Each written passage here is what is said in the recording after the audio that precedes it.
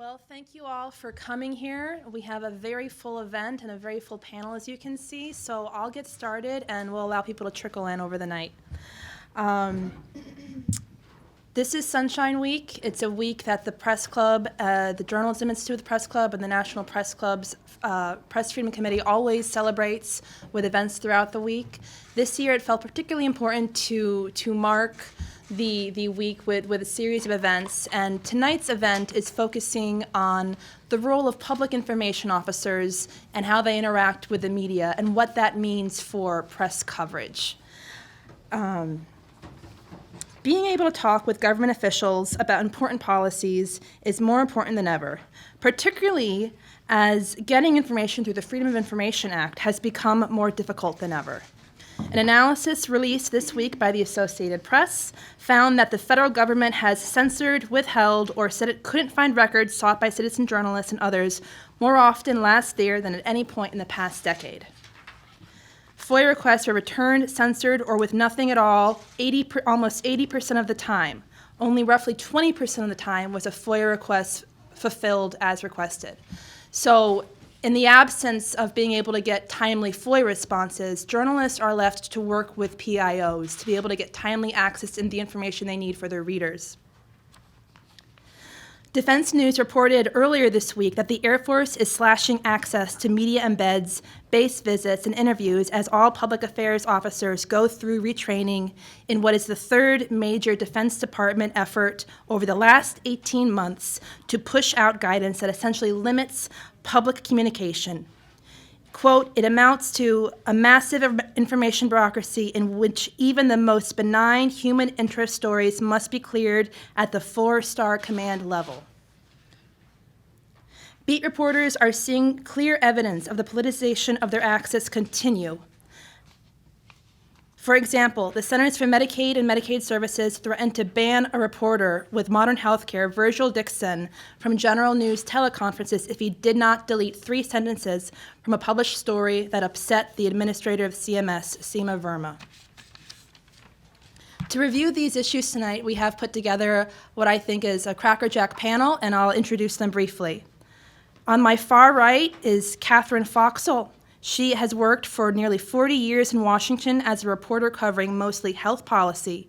She has also worked tirelessly with the Society of Professional Journalists to raise awareness around and to oppose mandates about that reporters must go through PIOs.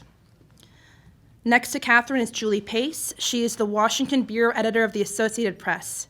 She previously spent 9 years covering the White House, leading overall coverage of the Obama presidency, and was the AP's lead reporter covering the 2016 Trump-Clinton election contest. To my immediate right is Kimberly Leonard. She's the senior healthcare reporter at the Washington Examiner and co-chair of the DC chapter of the Association of Healthcare Journalists. She previously worked at U.S. News and World Report. I probably should have introduced myself at the start. My name is Rachel Oswald.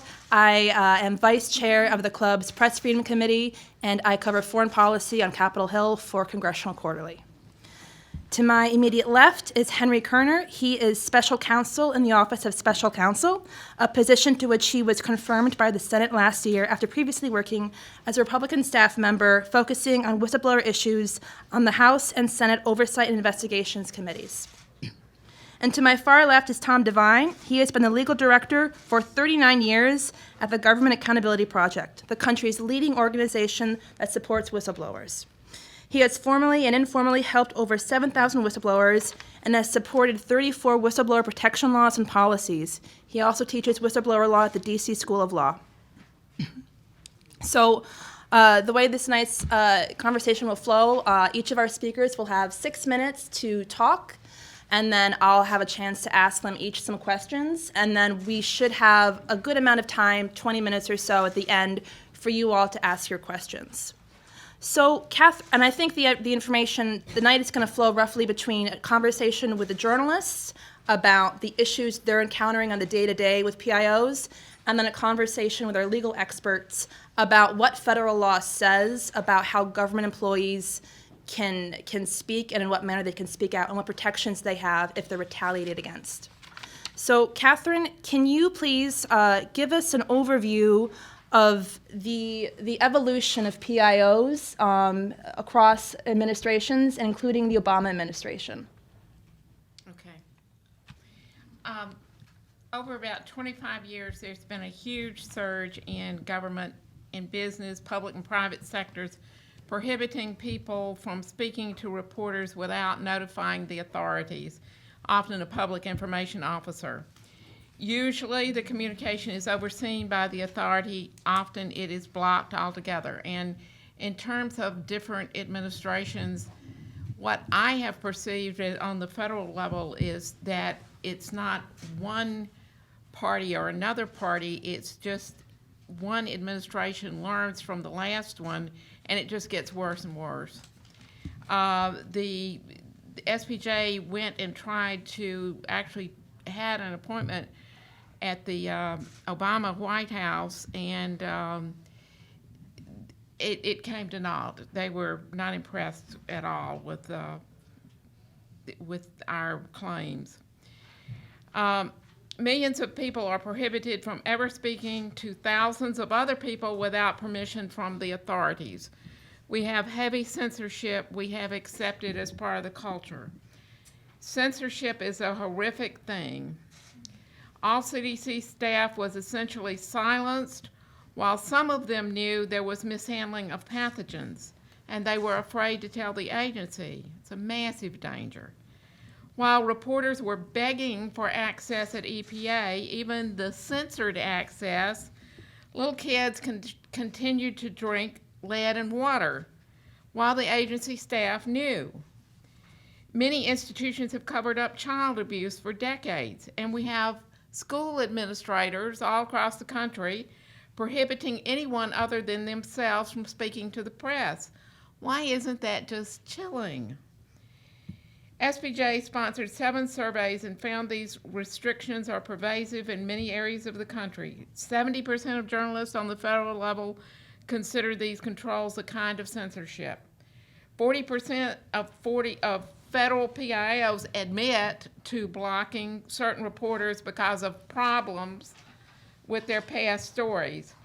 78% of state and local political and general assignment reporters say the public does not get the information it needs.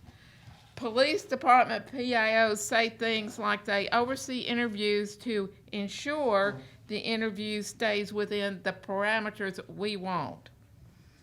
After 8 years of work by SPJ and others, and a lot of griping by reporters, I'm asking a basic question. How can acquiescing to these controls be ethical journalism? In briefings with FDA, for example, reporters know all those thousands of people in the agency are silenced. Even the people the agency stands up there to speak can never speak without handlers, even after we publish something silly or dangerous. How is that information believable? We are like inspectors turning a blind eye to locked doors. Journalists are going to get people killed with this conceit that good reporters get the story anyway. In one of the greatest recent investigations, Scott Higham and Leonard Bernstein of the Washington Post showed that in the midst of this massive opioid epidemic, Congress passed legislation that would handicap the Drug Enforcement Administration in its work against large drug companies that are apparently moving too many pills. People inside DEA understood the implications over months and years. The rest of us didn't have a clue, and fantastically, most people in Congress didn't. One of the reporters, Leonard Bernstein, confirmed to me that they would not have gotten that story or gotten it in such depth if it were not for the key fact that key DEA staff people were of retirement age, did retire, and did talk to reporters. That's how out of it we usually are. We as a society silence many of our most important dissidents, and we move forward in confident obliviousness. Reporters are scared of PIOs. Reporters beg me not to use their names. they have to go back to the same people to plead for access. One question is whether it's better when reporters don't get through, given that the information will likely be so controlled. But isn't this corruption? People in power dole out resources according to their own ideas and motivations. Frighteningly, these restrictions are massively interlaced with the other big problems of free speech, including lack of FOIA compliance, protections for whistleblowers, etc., etc. Meantime, even some of the major U.S. news outlets put these restrictions on their own staff, which is likely one of the most potent endorsements of censorship in the world today.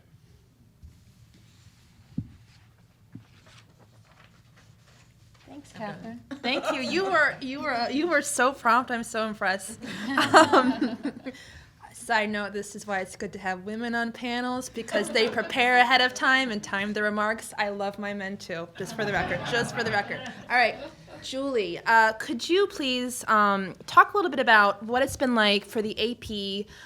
Your organization covers so many agencies. You have so many reporters underneath you covering federal policy. Can you talk to us what it's been like in the year that Trump has been in office, with an eye toward the national security beats and what your reporters are encountering? Sure, absolutely. Thanks for being here tonight. Happy to be here for this. It's a really important discussion.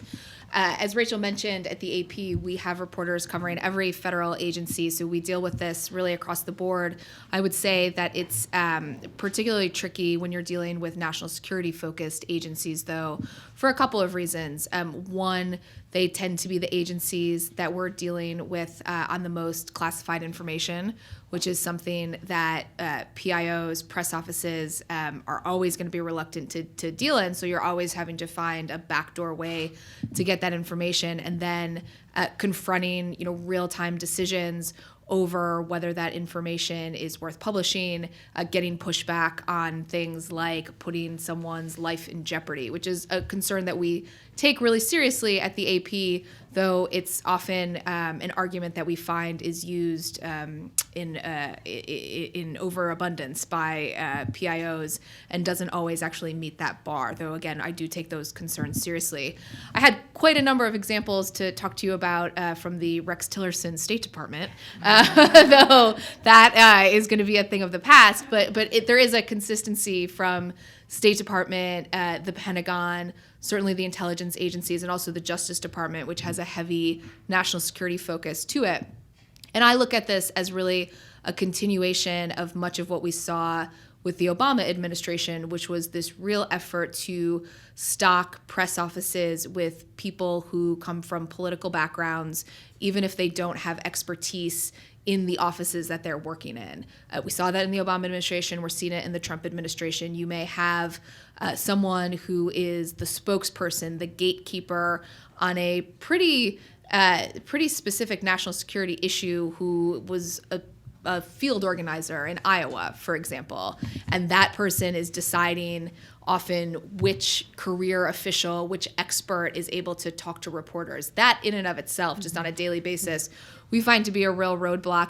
And it's frankly an impediment for administrations, I think, who are trying to actually get accurate information out, that you have to go through the filter of someone who doesn't really have the level of experience that you would hope for. We have seen, again, in both the Obama administration and the Trump administration, a real effort to maintain that filter on national security issues in particular. And that plays out in a lot of different ways. It plays out in some of the ways that Catherine talked about, where you just have to put requests into press offices. They will call you if they find out that you are contacting career officials through other means. And I'm not talking, meeting people in parking garages. I'm talking about calling them at phone numbers that are available on the internet, or sending them LinkedIn messages. And they can be pretty threatening to reporters for doing that kind of basic legwork, which we find to be really objectionable.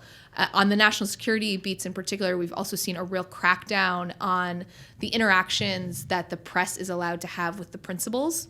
So, for example, at the State Department, and we certainly are hoping that this changes under the potential Pompeo State Department, we've gone from a situation where the traveling press corps around the Secretary of State was upwards of 10 to 12 people. It's now typically 1 to 3 people traveling with the secretary. So on this last trip that Secretary Tillerson took to Africa, which became a big news-generating event, you just had a small handful of journalists who were there, and they're there not only for their own news organizations, but to share information with the rest of the press corps. We do that as a public service because we feel like news organizations need to be able to disseminate this information widely. We've also seen this at the Pentagon increasingly, which is a real concern for us there, where the press corps, has really been shrunk in terms of the footprint around Secretary Mattis. It's gone from a place where if you worked for a major newspaper, you could pretty much always get a seat on the plane. Now that's simply not the case anymore. We have seen press offices really try to serve as a barrier between the press and the ability of the press to talk with the principals on the record and on camera. I work for a wire service, so we don't always need the on-camera access, but we feel like it's crucial that it actually is there, in part because there are networks that are reaching millions of people, and those viewers deserve as much access as our readers. But also there is, I think, a power for the public in seeing and hearing someone talk on camera as opposed to just reading it, and we've seen a real crackdown there. And the last thing I would say, and this is kind of an interesting, I think, element of this for the Trump administration, is there is this sense in some of the national security agencies in particular that some of this is driven by the fact that the principals actually don't want to be on camera and get the attention of the president himself, that they feel like it's actually better to be under the radar. So that's this other dynamic that we're fighting against, where the traditional arguments for access, the traditional arguments for ensuring that these public officials have interactions with the press is running up against what these people see as their own self-interest within this administration. Thanks, Julie. That was excellent. Kimberly, can you walk us through, from your perspective, what it's like for journalists covering a range of healthcare issues at the CDC, EPA, et cetera? What's it like under Trump? Of course. Well, so I have, I guess, the experience of working under the Obama administration and also the Trump administration, and I'm the co-chair of the DC chapter of the Association of Healthcare Journalists, and we've started to become much more vocal and involved in terms of communicating our expectations and making sure that the public knows what we're asking of public officials. So I guess the best thing I can do is kind of take you through how the past year has kind of gone. Last year when the healthcare bills were being debated, there were a lot of open questions about what exactly the bill would contain, what would replace Obamacare, would there be enough support and things like that. And as many of you know who are probably covering or following the news, a lot of it was happening behind closed doors. And it was difficult to know what exactly we would see at the end of it. And we're trying to communicate to the public something that has, a lot of, that they have a lot of stake in. And parallel to that, to Congress having its doors closed, was the administration and the people who worked within the Department of Health and Human Services. Tom Price, who was the secretary at the time, didn't hold a single press conference during the entire time that he ran the agency, which was 9 months. And so one of the things that was frustrating about that, obviously, is that there were changes that were made to the ACA during his tenure that weren't really well explained to us. Their positions weren't well explained. And I tried to tell them, as in my role as the AHCJ DC chapter, I tried to say, if you don't respond to some of these questions, you have folks from the former administration who are ready and willing to get on the phone. So we need to have your perspective on why these changes in policy are so important. Obviously, gradually, Price no longer held his role because of the excellent reporting that Politico did in revealing some of the mismanagement and spending associated with his travel.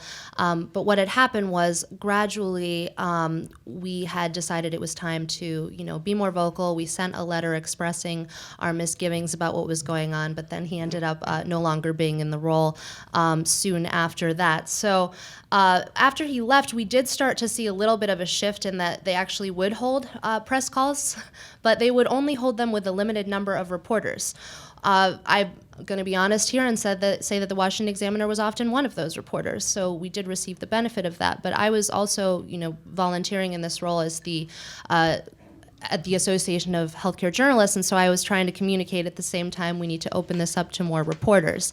So I finally met with some of the public affairs officials that were at HHS, and I communicated some of these misgivings that we had, and I communicated some expectations, and I essentially I think we were able to move the needle a little bit, because after that they did start to have a couple more calls, even though there were still, certain reporters receiving information under embargo. At least then they would, begin to have other reporters become involved in the discussion later. They would hold a separate call later on. So it wasn't ideal, but at least they were doing something with it. And then, as Rachel mentioned, we had an incident that occurred with Virgil Dixon, if some of you know, is an excellent reporter at Modern Healthcare, in which he had written something in a story that said the CMS administrator had become upset with her deputy administrator, and an outside contractor called him asking him to delete those lines. He refused because he had several sources who had told him that they were accurate, and so the contractor said that he would kick him off future calls, and that ended up happening a week later. So what we did is we did what we do best, and we actually wrote up a blog post. We did what journalists do best, and we put it out in the news. It got a lot of attention, and we managed to reverse their decision, and Virgil is no longer banned from press calls, so we're very pleased with that. I will say that happened maybe 3 days after the new secretary had just taken on his role, so he had a lot to deal with, I think, from the media that we had been really fed up for about a year when it came to HHS. So initially, we weren't really sure whether Secretary Azar would have a different approach to the media, so we also decided to reach out at the time and communicate what we hoped our expectations were from him in terms of meeting with us and in terms of communicating different policies. And I will say that within the past 6 weeks, he's had 2 pen and pads with reporters. There have been about 35 different reporters who've met with him. They've all been able to ask questions on a range of topics. And in contrast to the former administration, where I would say a lot of these meetings tended to be around the launch of healthcare.gov, these meetings have tended to be much more broad, where we can pretty much ask a range of questions, whatever we want. So we're hopeful that that will continue, but if it doesn't, I think that we've really been able to kind of allow our association to be a lot more vocal, and that it's been pretty positive, I think, for our members and for even non-members. Great. Well, thank you so much for that, Kimberly. Gave me a lot to think about, actually. Henry, could you please give us an overview about where Congress is on the issue of government employees and their ability to bring concerns to the attention of their bosses and even the public? What actions has Congress done, and what role your office, OSC, an independent federal agency, plays in this part? Sure. Thank you, Rachel. Good evening, everyone. Thank you for inviting me to be with you. This is my first event at the National Press Club, so I'm excited to be here. I think it's really important to just explore this topic that's critical to an informed public, whistleblower disclosures, and good government. I'm the special counsel at the U.S. Office of Special Counsel. As probably everyone here knows, we have no affiliation with the other special counsel, Robert Mueller. Though if you Googled my name, it used to come up with my name and his picture. Which was good for anonymity, but however, I noticed a more recent vintage, they took the picture off. So even Google has now accepted the fact that I'm not in fact him. Real briefly about the Office of Special Counsel, it's an independent agency that protects the rights of federal employees who are whistleblowers. We work under specific whistleblower statutes enacted by Congress. And so it's really important to realize that we deal with what's called protected disclosures.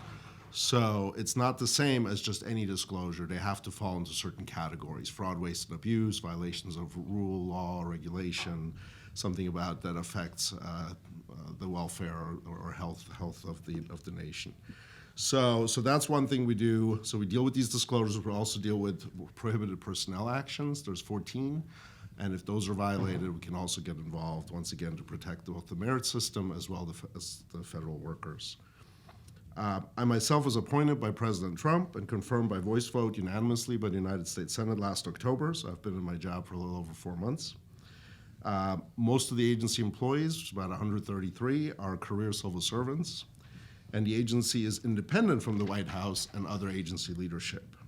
So that's just to give you a little bit of background to note that I can't speak for the Trump administration, both because I don't know and because I'm not authorized and because we're an independent agency. We don't work for the executive or the president. I can speak only for how my agency approaches the specific issues within our statutory jurisdiction.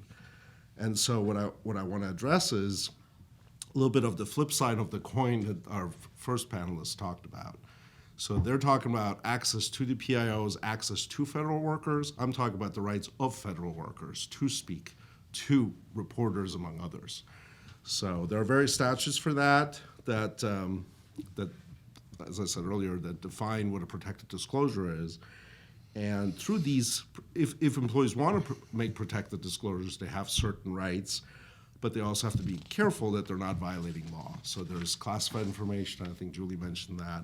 That's obviously a concern. Also, if there's Privacy Act violations. So it has to be within a certain context. I did want to talk about one particular case. So the Department of Energy published a poster that I brought with me, a copy of, so maybe you can see this. The poster, as you can see, is sort of an American flag that's bleeding, and it says underneath, "Every leak makes us weak. DOE Insider Threat Program." And they published this. This was actually not theirs. This came from, I think, the Defense Department, but they put it up. Obviously, there's several concerns with this. One of them is we don't like to use the word leak anyway. But even to the extent you want to have a concern, you want to protect, information from getting out, there is a legal requirement that you have to put a disclaimer that says this does not alter anybody's, whistleblower rights. And so we reached out. So some good government groups and transparency groups brought this to our attention. We reached out to the Energy Department. They took it off and agreed they took the poster off and then agreed to do training to explain to their folks how they're supposed to actually do this. And that's really important because when we talk about disclosures from the side of the employee, the federal employee has rights to make these disclosures to the IG's office, to to OSC. They can go to the press. There's no particular avenue or place where they have to go. So safeguarding that is really important, and we take a very broad view of what these sort of gag orders are. It could be an email, it could be a poster, it could be some other way, and we want to make sure that we communicate, educate, that's what I'm hearing these panels too, to let people know, and then also do educations with the agencies to go in and really explain to them what their obligations are. And so we've been very active in that space. It's really a priority for us that we do that. I think the other thing, so Congress has obviously shown a lot of interest in whistleblower protections. In 2012, they passed the Whistleblower Protection Enhancement Act that in fact mandated that language to prevent gag orders from being issued. They've also recently passed some more laws, including the OSC Reauthorization Act, that even have discipline as part of supervisors' evaluation against retaliation. So Congress has been very good about passing a lot of laws, and now it's our job to make sure that those are enforced. And that's obviously a big priority for me as special counsel. Thank you very much. Thank you, Henry. Tom, can you tie this off by talking about the role your organization plays and what more you think needs to be done if government employees are going to really both know their rights and just be able to feel like they can freely, without fear of retaliation, bring their concerns forward. Henry mentioned that they're not explicitly barred from talking to the press, but these gag orders are confusing things. Thank you, Rachel. The Government Accountability Project, I won't talk too much about it, except that we defend whistleblowers against retaliation. We help them to make a difference by investigating their charges. And we always are fighting to get stronger laws protecting freedom of speech in this context. And among those are the laws that Henry referenced and that I'll be talking about tonight. And although my presentation is primarily about legal rights, something I always tell would-be whistleblowers who come to me at GAP is, if the only thing you've got going for you is your legal rights, you're in big trouble. And so I wanted to add to the presentation a few additional items tonight. We put together a guide for working with whistleblowers for journalists. It's available for you. In fact, we first released it in an earlier SPJ program last year. And it goes over some of the tricks of the trade and the facts of life that you want to be aware of. I'm also leaving our survival skills card, which is a nice thing for you to be able to learn and share with whistleblowers, because what I've learned is that the most significant factor in getting them to open up is earned trust. And you can start earning some trust by letting them know that they're more than information objects. You actually care that they're not going to be retaliated against for working with you, and you prove it by giving them some very valuable tips. But let's go to the legal landscape. And whistleblowing, I've said, is a protected right, and these gag orders are largely legal bluffs. But there is a valid boundary that the government's entitled to enforce with employees talking to you. And that's that they do have to go through the Public Affairs Office if they're speaking with you as an agency representative. And that's perfectly reasonable. An agency can be functional if it's got thousands of people who are speaking for it about the nature of its policies. But in the United States, you don't lose your rights as a free citizen by working for the federal government. And so you have rights under the First Amendment and the Whistleblower Protection Act to communicate with the media. And let's go into those. Let's start with the First Amendment and constitutional rights. Requiring an employee to get advance permission before they talk with you is what's known as prior restraint. Got to get prior permission before you open your mouth. And since the 18th century in England, this has been anathema to freedom of speech, and it's a clear violation of the First Amendment of our Constitution. The basic rule is if somebody speaks out of school improperly or irresponsibly or illegally, you can punish them after the fact, but you can't prevent them from speaking their piece, not in a free society. And for anybody who needs to have a legal name to go with that right, it's in 1976 a Supreme Court decision called Nebraska Press Association versus Stewart, S-T-U-A-R-T, is the landmark case on this. Now let's switch over to statutory rights. And Henry's right. The Whistleblower Protection Enhancement Act really made the rights against gag orders almost legal apple pie. It started actually in the 1980s when the Reagan administration gagged all of its employees who had security clearances from disclosing anything classifiable without prior permission. And when probed on what that meant, a representative from the administration made a horrible mistake and said, well, anything that could have been classified or should have been classified, virtually anything. And that led Senator Grassley to pass something called the Anti-Gag Appropriations Law, which prohibits spending on gag orders that are illegal. That was challenged, went up to the Supreme Court, went back down, and was rewritten into the present Anti-Gag Appropriations and Whistleblower Protection Act law, which says that it's illegal to spend money or illegal just to act, to implement or enforce any non-disclosure policy, form, or agreement that doesn't have an addendum on it. And that addendum says, in the event of a conflict between these restraints on speech and the following laws, Those laws supersede the conflict. They trump the restrictions on speech. And in fact, those rights are written into your gag order. Those laws include the Whistleblower Protection Act, the right to communicate with Congress, and also the law which says that information isn't lawfully classified unless it's marked secret or top secret. These are laws which the government routinely defies. But they are the law of the land. Agencies such as the Office of Special Counsel have been very conscientious about enforcing them in their bluffs, which you can call, in educating the people that you're talking with about what their legal rights are, along the same time that you're telling them how to avoid needing to rely on your legal rights. The Whistleblower Protection Enhancement Act has these rights codified in 3 portions of that unanimously approved statute. And the appropriations law is still in effect also. There was a 1-year gap in that after the WPEA was passed.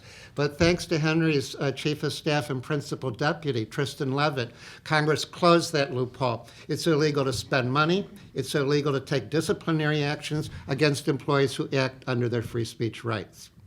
And Rachel, I think Henry and I have proved that men can manage their time too. Oh, I stand fully corrected. This is, I will say, of all the panels I've moderated, this has gone the smoothest, and it was one of the largest, so how about that?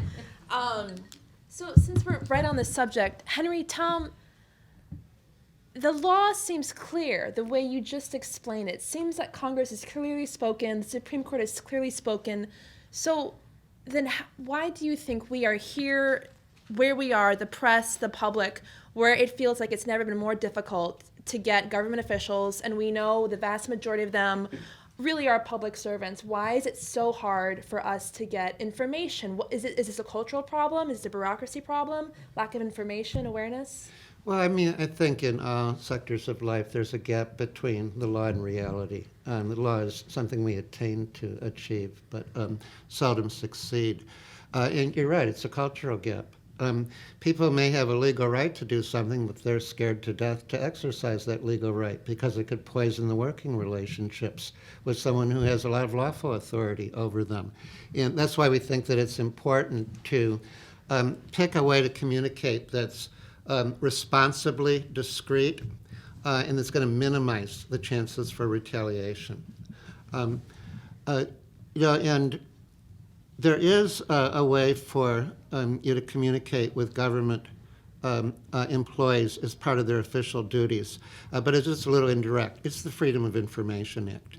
And if you just talk to a government employee and check out the documents that you might want to request under the FOIA that reflect their professional expertise on the job, they're not violating any rules by sharing the things that you should ask for.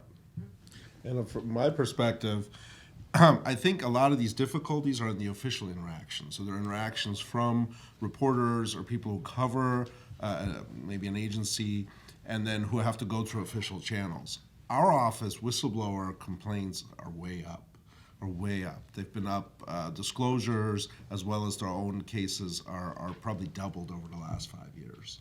So while the information that officially is available via these official channels may be difficult to get to, people within the agencies communicate with outsiders all the time, either Congress or IG's offices, which are large in many instances, or OSC and groups that are helping in this space, like GAP, like other groups, like you talk about Sunshine Week, like transparency groups. I think there's a lot of interest in helping those groups that doesn't involve the official channels. So now I have a question for the journalists on the panel. It seems to me that in thinking about the different communications approaches we're seeing under Obama and Trump, that with Obama, it felt like it was a highly centralized communications operation with marching orders coming from the White House down to the agency heads, and they were implementing them. And we didn't like them, but that was life, and at least it seemed uniform. Whereas under Trump, they're well known to not have a working communications office. It seems more, the communication strategy seems more discordant with the appearance that individual agency heads are kind of deciding how they're going to interact with the press. And so on the one hand, that could potentially be good if one agency official wants to interact with the press. But if you don't have that, and you have a secretary, as in the case of outgoing Secretary Tillerson, who didn't seem to see the need, or former Secretary Price, who didn't seem to see the need, it can be worse than under Obama. Is that what you're encountering, maybe Kim and Julie?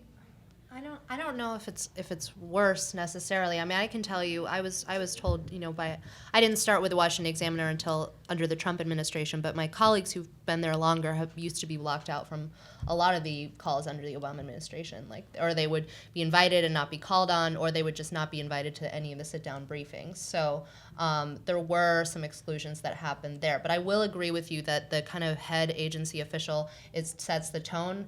I think that Dr. Scott Gottlieb at the FDA has been very available. I think that and that his press office has been good about responding to my requests typically for information, as well as the NIH. Obviously, he's a holdover, but still, they do kind of seem to set the tone as to how available they're going to be with reporters. So I see that too.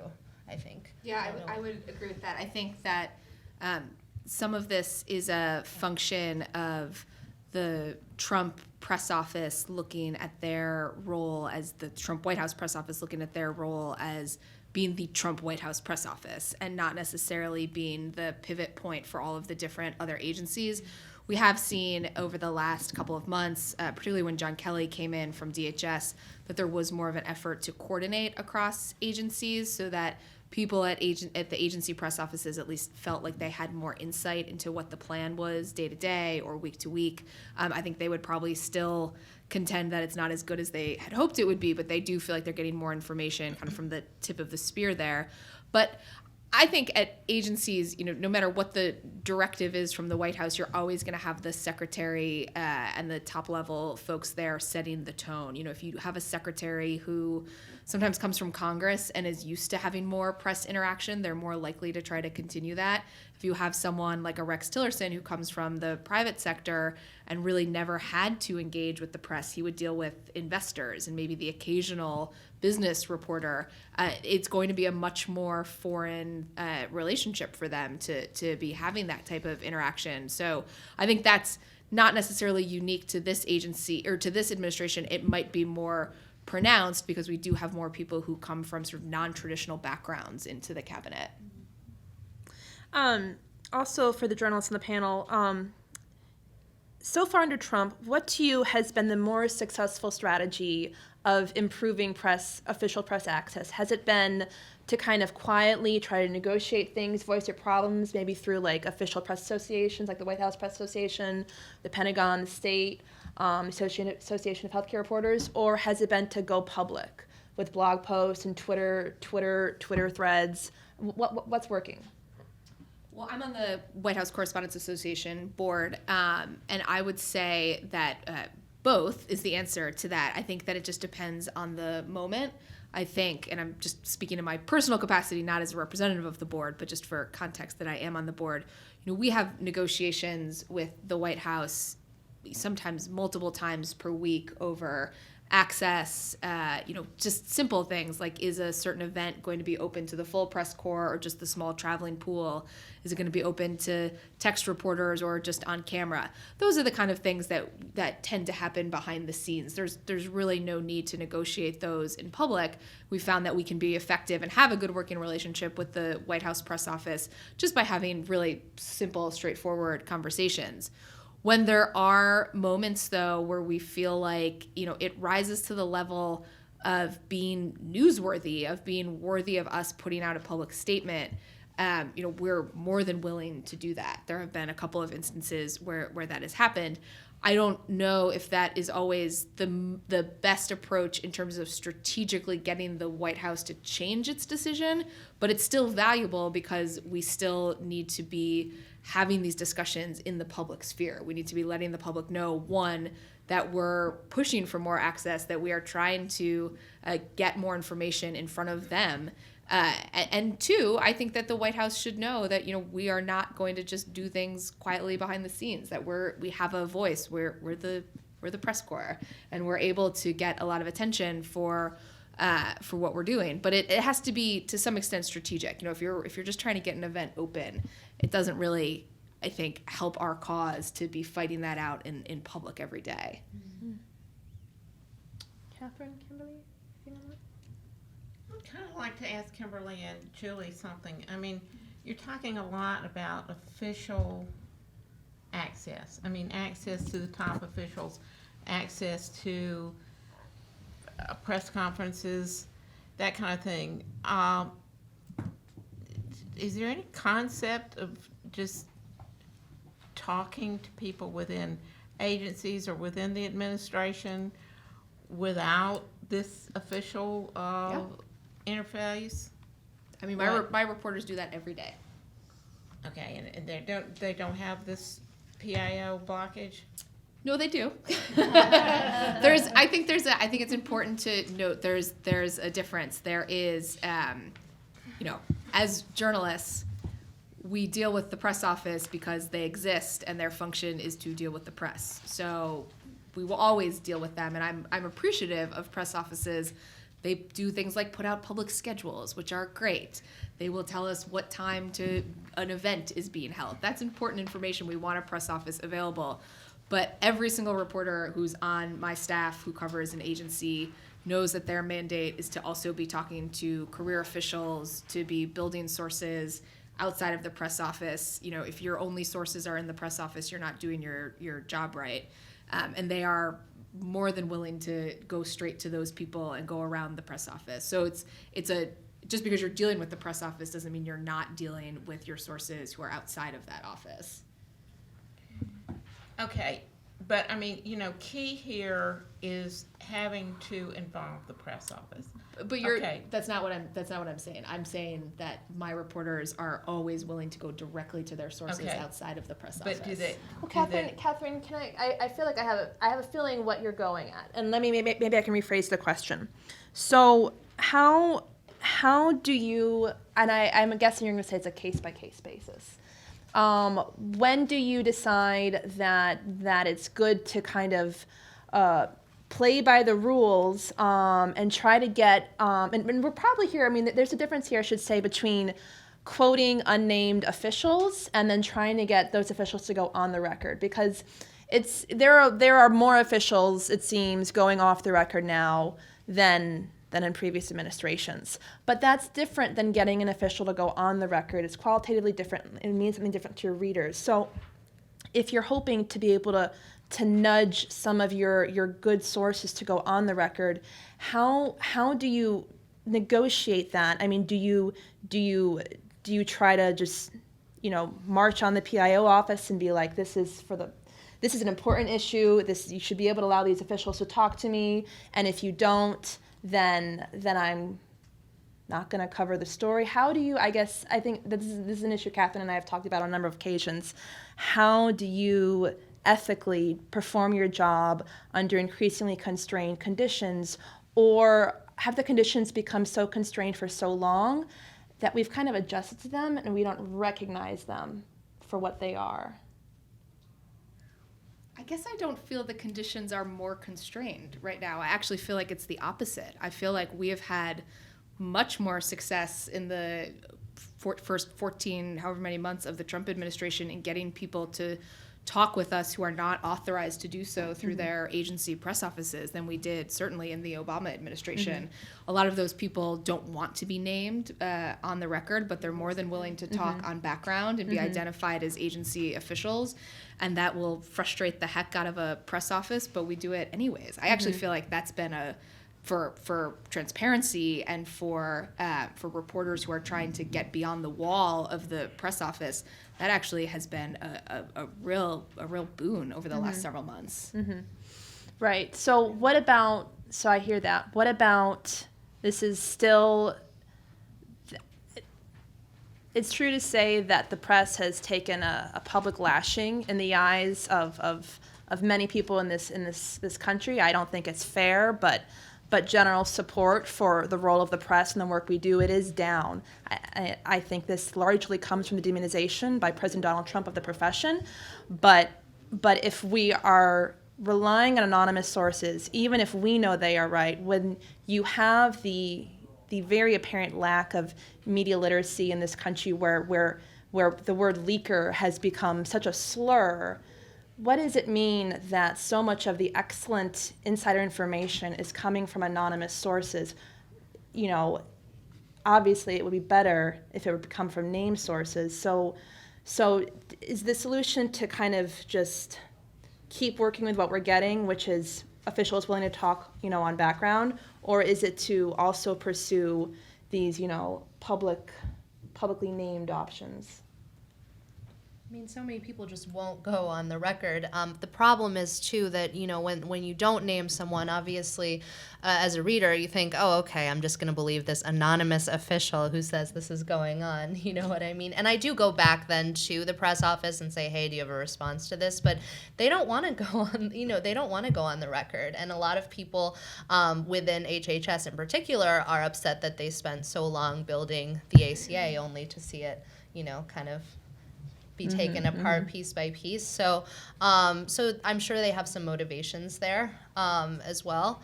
And, we see that in Congress all the time. You have an aide who will tell you, hey, this is going to be in the bill, and can't verify it, but you still see some reporters publish it, And so it's, I don't even know what it would look like to so strongly pursue trying to get a name. I feel like it's almost impossible to convince To Tom's point, though, we as journalists, we have an obligation to the public to provide the most level of transparency, the greatest level of transparency that we can in our reporting. But we also have obligations to our sources. And if sources come forward and want to provide information under conditions that they will not be named, that is our obligation as a journalist to help protect them. And so I don't always feel like, yes, I agree that the attacks on anonymous sources are damaging, but that doesn't mean that we should limit and curtail our obligations to protect our sources. What I'm hoping will happen as well is that a lot of the reporting that kind of gets out early that then in the end turns out to be true will help bring back some of that credibility. I don't think I have to name specific cases, but some of this stuff where it's anonymous sources and it's decried as false by the administration or by members of Congress or whatever, it turns out to be true in the end. I hope will help build more credibility eventually. But maybe I'm too optimistic. I don't know. That's where I'm kind of. That's where I am with that. Yeah. All right. Thank you for that. Gentlemen,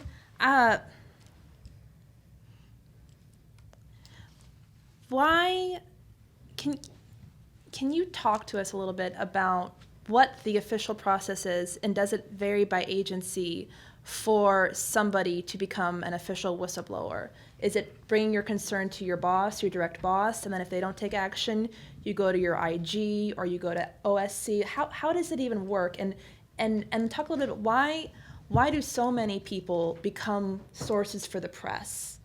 Is it because that there's a feeling the official process isn't responsive enough, or there's too much greater of a risk of retaliation? Okay. Well, there's two contexts where you're protected under the Whistleblower Protection Act. One is if the information isn't classified or its release isn't specifically prohibited by statute, like the form of trade secrets, like formula to Coca-Cola or something important like that. And if it's not one of those two categories, and you have a reasonable belief that you're communicating evidence of illegality, gross waste, gross mismanagement, abuse of authority, or a substantial and specific danger to public health or safety, you've got a free speech right to communicate that with anyone. You can share it with your friends, you can share it with the media, you can share it with Congress, you can share it with your boss. Those rights apply in any context that you communicate the information. As part of your job duties, if you write a report that you choose not to censor when there's pressure to do it and you're retaliated against, you're covered by the whistleblower law. If you speak out at a meeting, say, we can't do this, it will be illegal. When they ask a question, what do you think about that idea? You engaged in protected speech. If the information is restricted by statute, specifically by statute, not just in generalities, but something where you don't have to guess, or it's classified because it's been marked secret, then your channels are much more limited. You can make a disclosure to Henry's office, the Office of Special Counsel. You can do it to the Office of Inspector General where you work, or finally to an official designated by the agency head to receive sensitive whistleblowing disclosures. That's sort of the legal rules of the game. As far as why people do it, it's almost always because they're frustrated and have given up on the proper channels. There have been studies that show that about 96% of people who engage in protected whistleblowing speech stay within the organization. They may not get retaliated against, may be lucky, they may be harassed because of it. They don't break ranks. It's the people who really care about an issue and they've knocked on 3 or 4 doors and they've been told to get lost repeatedly, that they decide, okay, I'm going to have to break ranks and get the word out independently. There's tremendous cultural pressure against this within the agencies and within most federal employees' identities, just their own values and background. So it's the people who basically, they've given up on the system. Can I add a couple of things? Please so, do. Thank you, Tom. That was really good. So it seems you become a whistleblower by what you disclose. So if it's a protected disclosure, it doesn't matter where you work, and it's not prohibited by law, just like the way Tom explained. Then you become a whistleblower. So they could be at just about any agency. Obviously, there's some limits within that with CIA and those kind of things. But generally, as long as you make one of these protected disclosures, you are going to be a whistleblower, and you do have these rights. I did want to just segue out for 1 second to an example. So when I worked on the Hill, we worked on Operation Fast and Furious. We were investigating that case. And if you look at that case, that was the one where the ATF was basically allowing guns to move to Mexico and fall into the hands of the drug cartels. And if you look at that case, those whistleblowers, the way they got their message out was they went on 60 Minutes, I think, or they were on CBS. And so John Dotson is talking to CBS to get his message out. That then gets the attention of Congress. Congress then gets involved and starts investigating, makes document requests. And I wanted to tie in something that Julie said. Julie was talking about how the PIOs in the Obama administration were really kind of top down and really restricted, and it was hard to get information for reporters. Well, when we were in Congress, we couldn't get information either. They kept us from getting this information, and I love the phrasing. You'll appreciate this. They said, you're getting documents that meet your legitimate oversight needs. So oversight is a congressional Fifth Amendment-based constitutional right that Congress has, and the administration defines what are at that time, obviously I was in Congress, as a staffer, what our legitimate oversight needs are. And that's how they restricted us from getting information. And so the way we had to get information is we got whistleblowers. We went basically around them. I was in Phoenix at a Starbucks looking for people I could talk to and find out information, because you can't go through the channels. They prevent you from doing that. They restrict your information flow. And I don't have any information from a reporter's perspective, but certainly during the Obama years, I was in Congress for 5 years, there was a complete restriction on information flow, and I think it's because the Congress allowed it to happen. The Congress allowed the executive to get bigger and bigger and bigger. And because of that, they just got to a point where you have to go to the executive to get everything. We did wind up, my committee wound up suing the administration, and finally the Justice Department is sort of settling the suit these days. But even they, when the new administration came in, you'd think this is a partisan kind of thing. No, they have institutional interests. They didn't give any more documents to the House either. So it just continues. And to jump on something that Tom said, my experience with the whistleblowers in other contexts is they do get frustrated. We're trying to get, even better known and trying to provide an avenue for them. But, so they do come to us, that's why I mentioned earlier, we have all this increase in cases, but they do get frustrated, and then they want to talk to someone and get the message out. A lot of the stuff isn't about them. A lot of the stuff, the gun running wasn't about the whistleblower's career. It was about a reckless program that was allowing guns to move to gang members. So he wanted that to stop. and he was going to use any mechanism he could to get it to stop, even though his career was hurt. Of course, it's in law enforcement, so it's even worse in terms of the sort of line of authority, chain of command.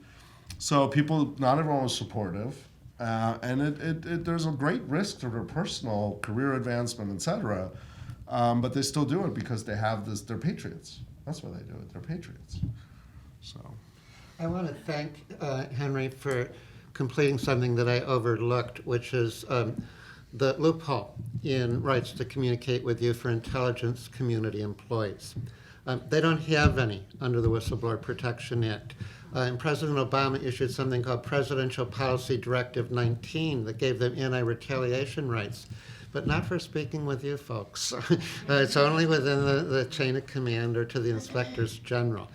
They can fall back on the First Amendment, but that's always very iffy. It involves a lot of fragile balancing tests, and you don't even really know if you had enforceable rights until you won or lost the case. So that's more treacherous territory. Henry, you mentioned that under Obama, Congress more or less acquiesced to the White House just kind of claiming territory over so many types of information. Under Trump, with Republicans controlling Congress, has that trend line continued? I mean, I know there's been resistance in a couple of small areas that I pay attention to, like some people calling for more understanding about what's going on with security clearance to the White House. You know, you are seeing some, mostly Democrats, calling for that, but some Republicans have also joined in. Do you have any thoughts on that? And you too, Julie, from your coverage of the issue? So once again, jumping out of my OSC role, to the extent I can tell, still being in touch with a lot of people on the Hill, I think the institutional prerogatives are going to outweigh whatever partisanship there might be. So like as I was saying with the Fast and Furious documents, the House Oversight Committee had sued Eric Holder personally, and he was held in contempt over these documents. So you would think when there's a switch in administration, it would be easier to pry them loose. And it's just it's not how it works. You get Jeff Sessions or whoever in, and they got advisors saying, no, you can't just let that go because you're setting a bad precedent, bad for them in their view.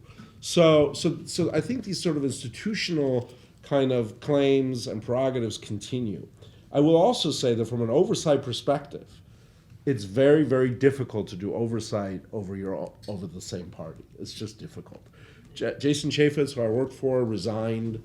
Trey Gowdy, who's now the oversight chairman, announced he's not running for re-election. Mm-hmm. There simply is nowhere to go when you're doing oversight over the same party because you can't win. Because if you're doing your job, which is to do the oversight, then you get attacked from your right flank. And if you don't do your job, well, then you're not doing your job. And what's the point of being the oversight chair if you're not doing oversight? So there's really nowhere to go. It's an absolutely thankless job. I think the press has done an excellent job holding people in those committees accountable for doing what these committees demand that they do.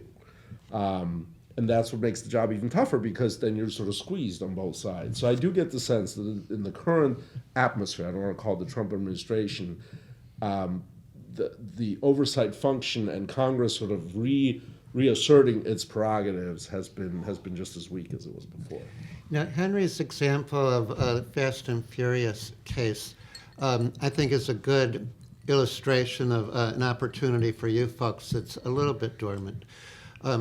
At GAP, we represented not the first new one in 60 Minutes, but the folks who testified in Congress following up on his work. And they actually, thanks to a prior generation at the Office of Special Counsel, were able to survive and actually thrive in their careers, having blown the whistle in Congress. The reason I bring this up is that I've been a student of I.F. Stone, one of your profession's greatest investigative journalists, and Mr. Stone hardly ever used sources. He based his journalism on thorough research of the public record. And we're always funneling whistleblowers into Congress who are afraid to talk to the media. And when they go to Congress, you know those work products I told you about that you're allowed to communicate, you're allowed to quote them from their official duties. They stack up their testimony with exhibits proving their point when they blow the whistle in Congress. And I'm sometimes wonder why I don't see more references to the records created by congressional hearings, because we do our best to make those a goldmine for you folks. I think we have time for one more question, and then we'll turn it over to the audience. Attorney General Jeff Sessions last year very publicly launched an investigation into leaks, and it was going to be the biggest investigation ever. And I think he mentioned recently that they have, I forget how many lines of investigation going, but a lot of lines. Are you hearing from the whistleblowers that you work with, Tom and Henry, a lot of concern about what Jeff Sessions is doing? And is he confining his investigation to just people who are talking to the press? Julie, is this something that your reporters are also really concerned about? Are you having to take extra steps to make sure that nobody's being found out? I mean, yes, we are, but it's something that we've been doing for a while. We go to pretty great lengths to secure our communications as much as possible with our sources, to try to leave very little electronic footprint when we can. We're obviously really concerned with the rhetoric that we've seen from this administration in terms of their push to try to crack down on leaks and try to prosecute people who are leaking information. Though I will say this is something that we were equally concerned about with the Obama administration, which was extremely aggressive in going after leakers. And, with my own news organization, in obtaining phone records from journalists working in our newsroom and not telling us about it for several weeks after, which was a really egregious offense that eventually the Attorney General had to come forward and discuss. So while the rhetoric is concerning, we look at the track record of the administration. So far, we haven't seen as much follow through on the Sessions threats as perhaps it had looked like there would have been at the time. But that doesn't lessen at all the steps that we're taking to try to protect our sources. It's a top priority every day for us. What we've seen is the Attorney General has issued one of these memos that Tom had mentioned earlier, where they want to coordinate all the responses through the Public Information Office, but they specifically singled out Congress, senators, representatives. So that obviously gets everybody's hackles up, and they failed to include the appropriate language that I talked about that's required by the Whistleblower Protection Act. So they just didn't do it. So we're in negotiations with them to try to get them to fix that and not prevent. Once again, they have a legitimate right to say, hey, if you're speaking for the department, we have to be able to coordinate that, because we can't just have everyone talking and then who do you know? How do you even get documents? So that's one thing. But if you as an individual want to reach out or have something that's a protected disclosure, they have to be told that they have that right. And if you don't do that, you're violating the law. You're also violating the whole spirit of the law, which is the protection of people's rights to disclose information. So we have seen this. We are working with them. I don't know how cooperative they have been yet. It sort of gives me a fear that somebody in there is working on language that will say you have rights under the whistleblower laws. And, the average employee is going to say, I'm not going to do that. I mean, so, when a reporter calls, they're not going to say, well, if I talk to you on my cell phone, et cetera, I can talk about what I see. I can talk to you without being an official statement. The average employee is just not going to get it, or they're not going to have the nerve to do that. Yeah, it's a real danger. I mean, you probably know more about these than I do, but I think that it's a well-taken concern. It's not going to necessarily thaw the chilling effect to say you have the right to blow the whistle. But the anti-gag provisions of the Whistleblower Protection Act are broader than dissent. They also include the right to communicate with Congress about anything. You don't have to be a whistleblower for that. And if somebody really wants to work with you, but they're just scared, they want to make sure that they're on legal thick ice. One thing you can consider is a tactic we use, I've nicknamed laundering the truth. It means that you can advise them to contact a congressional office that you have a good working relationship and that has authority or expertise on that subject matter. And they have a free, complete right to talk to Congress. And then you can work with the congressional office to study and research that same information. In direct response to Rachel's question, we haven't had any clients yet who were victims, who were disciplined or fired as a result of the Attorney General's leaks investigations. And that frustrates me some because as long as that threat is out there, and if it is happening, I'd love to have a client so I could put Henry on the spot about it. No comment. Investigating someone because they engaged in protected speech violates the Whistleblower Protection Act. And since last year, the Office of Special Counsel has the authority to find that illegal, a violation of the Whistleblower Protection Act, without waiting for the other shoe to drop, for an action to be taken on the investigation, which the regular federal workers must. So that's sort of a new opportunity. And just so I'm clear, and we're all clear, and everybody in the audience is clear, is it protected speech for you to anonymously talk to the press about the day-to-day goings-on of your office? Even if it's not related to safety and health, if it's characterizing a disorganized work environment or low morale? Well, the bar for First Amendment speech is that it's a matter of public concern. The Whistleblower Protection Act by statute defined those 4 categories, five categories, as matters of public concern, but they're not necessarily all-encompassing. They're the ones where you know you're on thick ice. Any other topics, you're taking your chances. Hopefully the court will agree with your judgment. I also think that protected disclosures generally don't apply to policies or disorganized environments unless it reaches a certain level. So I think that's pretty dicey in terms of the legal protection. That's a good boundary. I'm glad you raised that because the Whistleblower Protection Enhancement Act covered that balance also. You don't have whistleblower rights to dissent against a policy that you disagree with. You may under the First Amendment or you may not, but you definitely do not under the Whistleblower Protection Act. But what you do have free speech rights for is to disclose the consequences of the policy that you disagreed with. If those consequences, you reasonably believe there's evidence of illegality, gross waste, mismanagement, abuse of authority, or public health and safety threat. So there is a way to communicate with you, but it's almost like you have to run a legal gauntlet to keep the whistleblower on the right side of the law. And so it's worth doing a little homework on these things.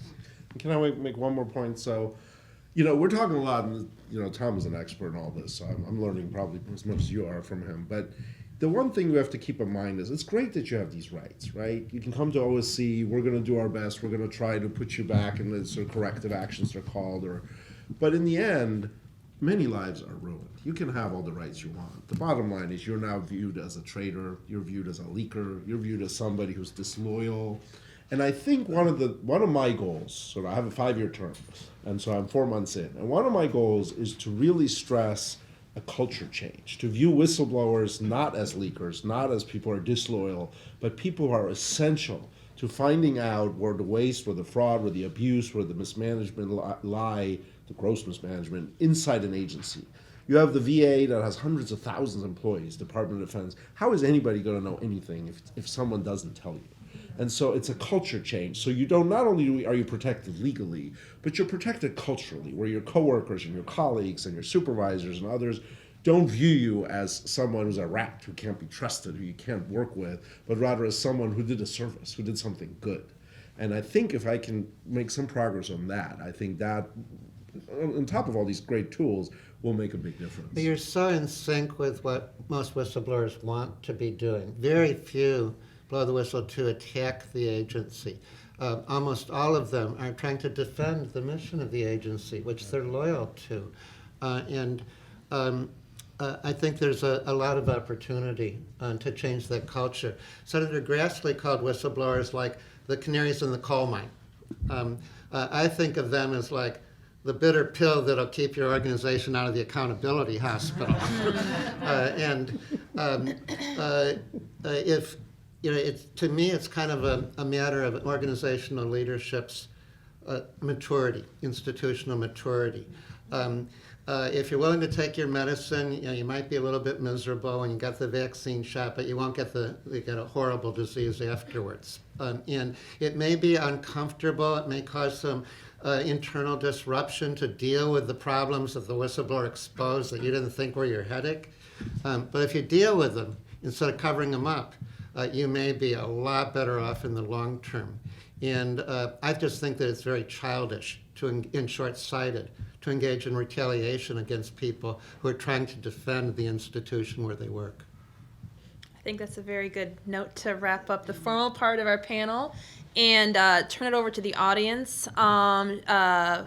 who has questions. We've got a microphone going around. Since we are recording this, please will you just say your name and if you have an affiliation when you get the mic. In the front, Barb? Rachel, let me just say one thing. This is being recorded, and it will be on the press.org website. So if you want to spread this to friends, et cetera, keep that in mind. Thanks. I'm Peggy Archowski. I'm the congressional correspondent for the Hispanic Outlook, but I also cover the D.C. government for the Georgetowner. So I'm going to go down to a lower level here, maybe not as exciting as whistleblowers, but I'm just shocked as I cover agencies in government that the PI officer, and that's what I thought this panel was about, how they will restrict not only access to people in the government, but when I finally do get somebody to interview, they will actually stay on the line and make comments. It's almost like the government worker has a minder. And this has happened from everything from a librarian at the Georgetown Library that I was interviewing to somebody in the State Department that I was talking to about Hispanic scholarships. And I was talking to a scholarship recipient, and the minder from the State Department was on the line, and she said she was nervous about telling me about the program. So, this isn't whistleblowing, but to me, I just felt I'm not getting even, information that I was looking to do a positive story. So, where does that fall into this?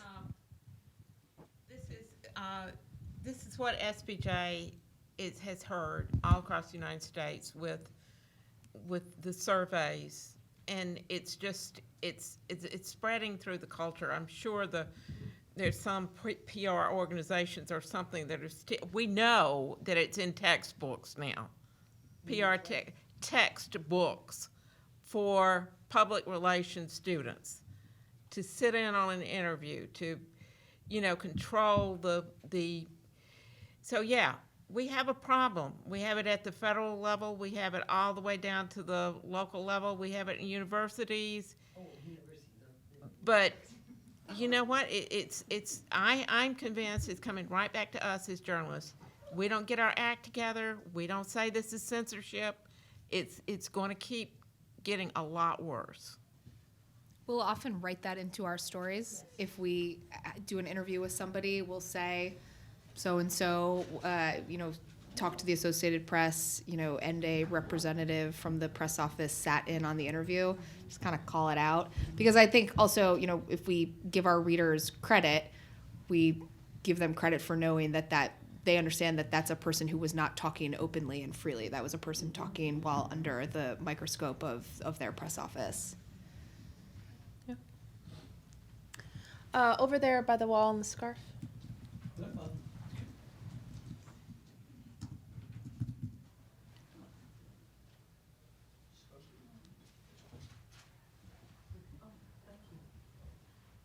My name is Cynthia Smith.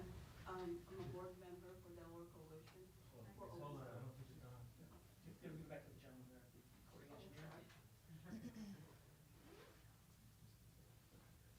Cynthia Smith. I'm a board member for Delaware Coalition for Open Government, and my question was sent by one of our group and wanted to ask the press and hopefully Mr. Kerner maybe. I think we're trying to get to you guys. We don't know how, but these are the questions that we want to know. Sorry. There are documented cases of narcotics trafficking, embezzlement, securities frauds, and facilitation of online child sex trafficking enabled by the secrecy of Delaware limited liability companies. The question is the press concerned about this kind of limited liability company act enabling the recent issues of money laundering? And the concerns that we have is the next thing that would happen is funding the terrorism through shell companies. So I think for me to take something back to my group, I'd like to know how can we approach you, both Mr. Kerner and the press, to actually, I guess, collaborate with you guys to actually get the news out there, because we were very notorious with regards to Panama Papers as well. So I think this is a very critical moment in time that the White House is listening. We have closed courts nationally, and we're suffering as well. The families are suffering with regards of those closed court collusions in court. Those are issues that we have, and we need to see who can express these concerns to the people that could help us out. So just so I'm clear, you're representing citizens concerned about the role of LLCs based in Delaware who have corporate anonymity and are using that to conduct all sorts of illegal, harmful activities. Yes. And how can we get more press attention Yes. and more investigation by the government? And at the same time, how can we, engage everybody nationally to actually work with us, to actually, we could probably, give information that could really help us, because this is like a problem nationally. So I think that maybe we could. Plus they're federal workers. Yeah, I believe Congress is slowly looking to address the issue. There are bills moving in the House and in the Senate that would try to attack the problem by requiring a greater degree of corporate disclosure about who the real owner is of a shell company, so then DOJ and other elements of the federal government can seize their assets or block them from the U.S. financial system. I don't know if that fully answers your question. I'm aware of some press coverage of the problem of shell companies and facilitating illicit finance and support for terrorism and support for drug trafficking and all kinds of things. But I do agree, you're right, that it doesn't yet have wide public penetration and awareness. I do think it will take more press coverage and probably press coverage by big national outlets. Yeah. This is an issue that's more relevant for the corporate whistleblower laws, and it may be helpful for you. There's 22 corporate whistleblower laws that pretty much cover the private sector and don't have loopholes for limited liability companies that are enforced by the U.S. Department of Labor's Occupational Safety and Health Administration Directorate of Whistleblower Protection Programs. But there's an easier way to find them. Go to www.whistleblowers.gov, whistleblowers.gov, and they've got all the laws listed there, and you can see if the topic of the misconduct that you're challenging is one where the employees of the company would have free speech rights. Thank you so much. The gentleman right there. Thanks. I'm Mitch Mirovitz. I come from the dark side. I'm the chair of the public relations program at the Graduate School of the University of Maryland, University College. And first of all, when I first saw the title of this panel and the makeup of its panelists, I was really concerned. But I have to say that this has been an amazingly well-balanced panel. So thank you very much full of great information. My question is, I have so many questions, but if I only get one, it would be to Henry, and to ask him what the chances are of getting people from your office or from agency offices to reporter newsrooms and talk to them about the rights of employees, so that they would be in a better position to put their sources at ease in talking to them. And for other people, I've spent a lot of time not a lot of time in the Pentagon, but some time in the Pentagon, and I never knew a reporter that was afraid to go wander the halls and talk to people. I just never knew that. So, and to have a reporter come back to me and say, I heard such and such on, and then they're asking me for, to be a spokesperson, which is what my job was. So I just never really noticed what you noticed, Catherine. So, thank you. Anyway, over to you, Henry. Thanks. So one thing we're doing is we have a pretty robust press operation. So one thing, we do a lot of press releases. I think we're doing more of that than we used to. If the tree falls, no one's there to hear it.